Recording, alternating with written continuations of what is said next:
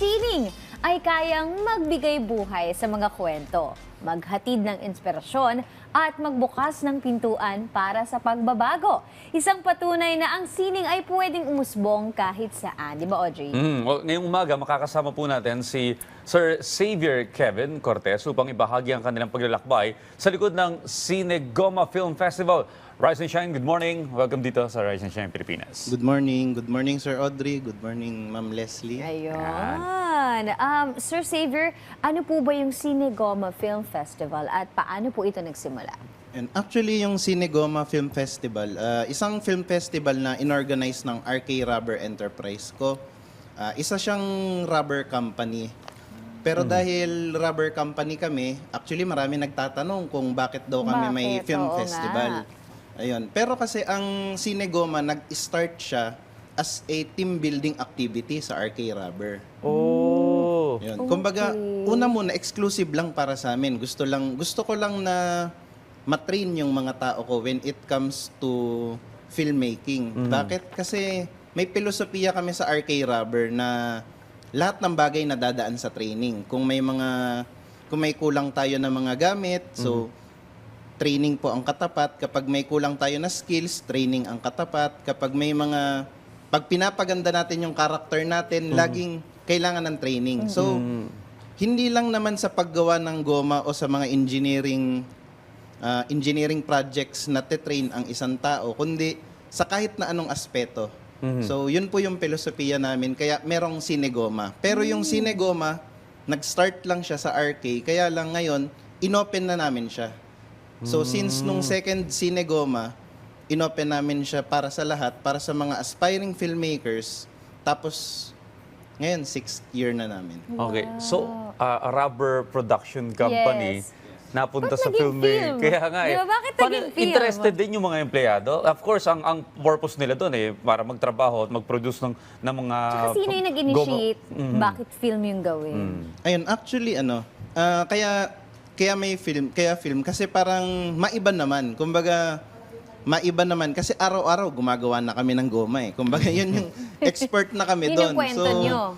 Kumbaga, para ma-train yung part ng mind ng mga employees ng RK Rubber para, kumbaga, matap naman nila yung creativity, yung art, yung side ng mind nila, ng isip nila na hindi, kumbaga yung baka mamaya kasi dahil automatic na sa kanila yung araw-araw na ginagawa.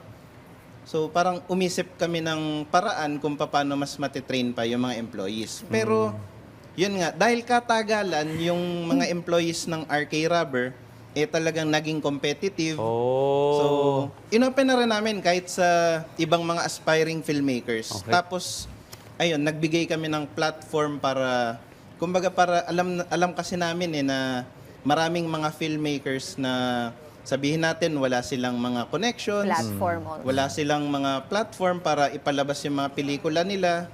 So minsan yung iba nakakalimutan na meron pala silang talent or skills. So, ayun. dito gumana bigla yung imagination Kaya nila, no? nga, out of the box, parang gano'n. May tema ba itong festival for this year? Ang tema ngayon, may kwento ang bawat laban. Tama. So yun yung tema ng, kasi ang Cinegoma, more on mga struggles, more on winning moments, resiliency. So, medyo motivational yung dating. Kasi gusto namin na yung mga nanonood ng Cinegoma, yung mga pupunta para panoorin kami sa cinema, talagang kahit pag-uwi nila, mabibigyan sila ng inspirasyon at aral. Tatatak, ano? Ayun, ang ganda nun. No? Baka mensahe na lang po siguro sa mga young and aspirant filmmakers na gusto pong makilala, no?